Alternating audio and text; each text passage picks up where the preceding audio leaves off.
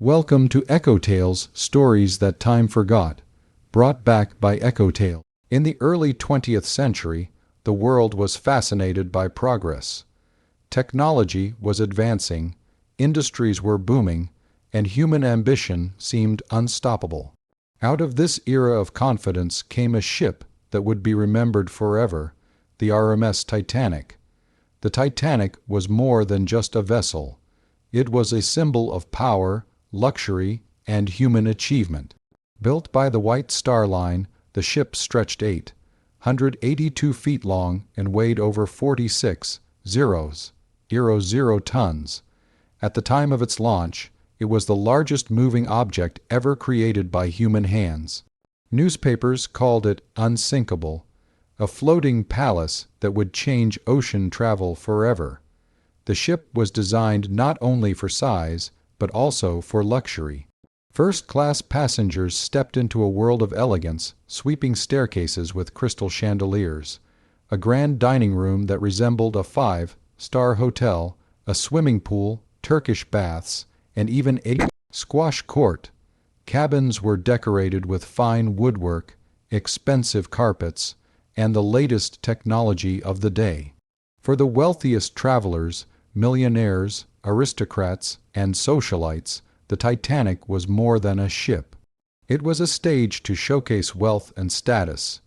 People like John Jacob Astor Roman, one of the richest men in the world, and Isidor Straus, co-owner of Macy's department store, were on board.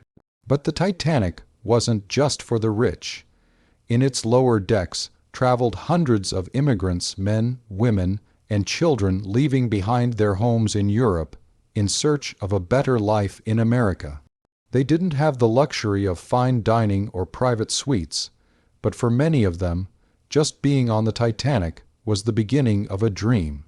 On April 10, 1912, the Titanic set sail from Southampton, England. Excitement buzzed through the crowds as the great ship slowly moved out of the harbor. People waved handkerchiefs and cheered, watching what was called the greatest ship in the world glide into the ocean. The ship made quick stops in Cherbourg, France, and Queenstown, Ireland, before heading into the open Atlantic. Its final destination was New York City. The weather was calm, the sea smooth, and passengers settled into their routines. By day, wealthy travelers strolled on deck, enjoyed music from the ship's orchestra, and dined on lavish meals with multiple courses. At night, laughter and conversation filled the grand saloons.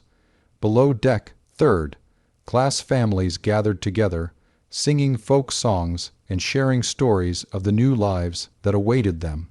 There was an atmosphere of confidence after all. The Titanic was considered the safest ship ever built. Its advanced design included watertight compartments and remotely operated doors.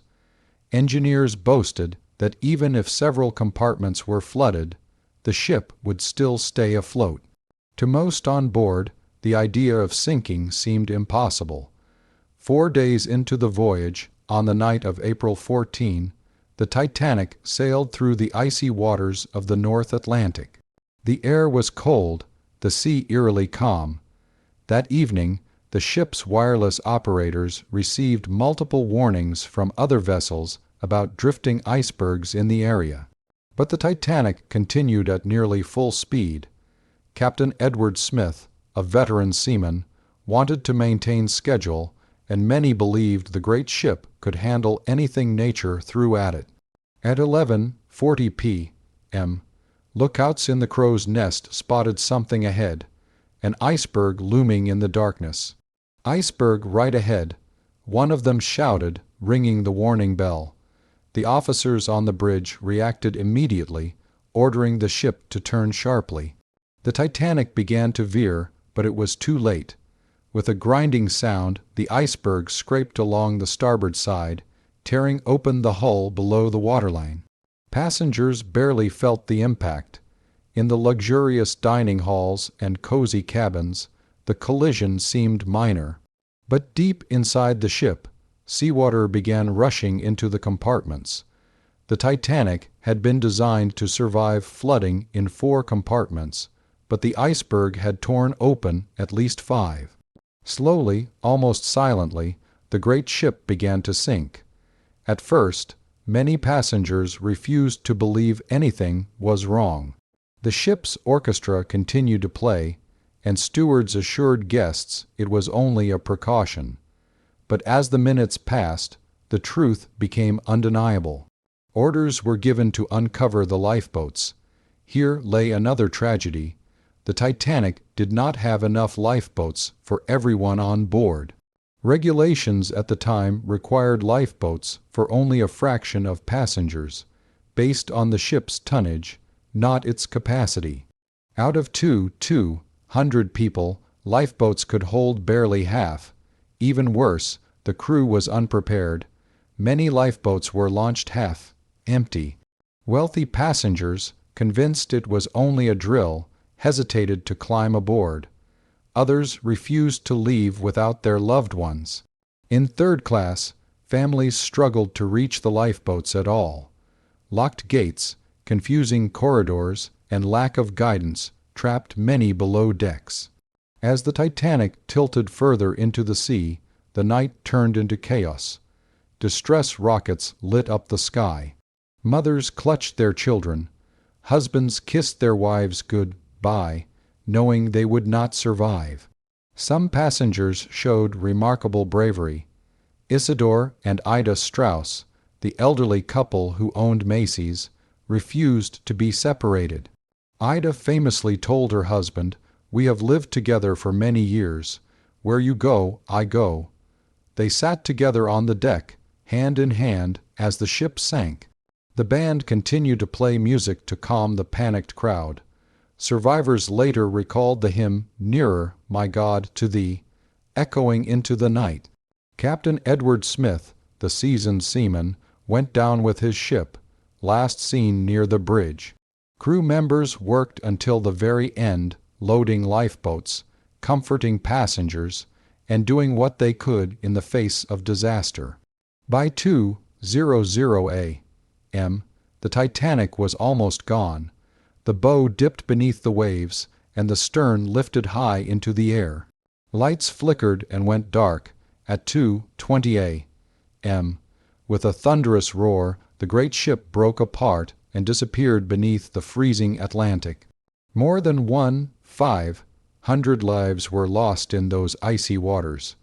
Only about 700 people survived, most of them women and children who had managed to find space in the lifeboats. For those left in the ocean, survival was nearly impossible. The water temperature was below freezing, and within minutes, hypothermia set in. Lifeboats drifted among cries for help, unable to rescue everyone.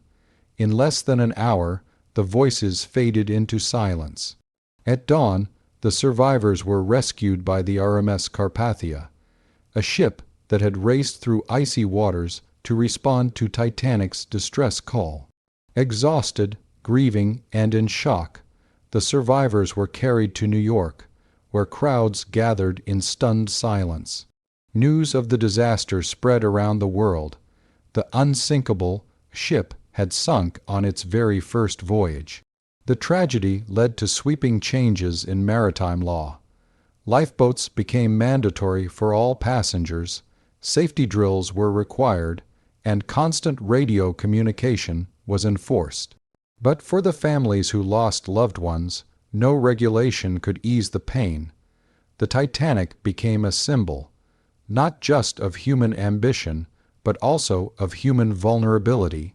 More than a century later, the story of the Titanic still haunts the imagination. Its wreck lies 2.5 miles beneath the ocean's surface, discovered only in 1985. Rusting, collapsing, yet eerily preserved, it is both a grave and a time capsule, holding the memory of a night when luxury, confidence, and dreams collided with cold reality. Don't forget to subscribe to Echo Tales for more mysterious stories.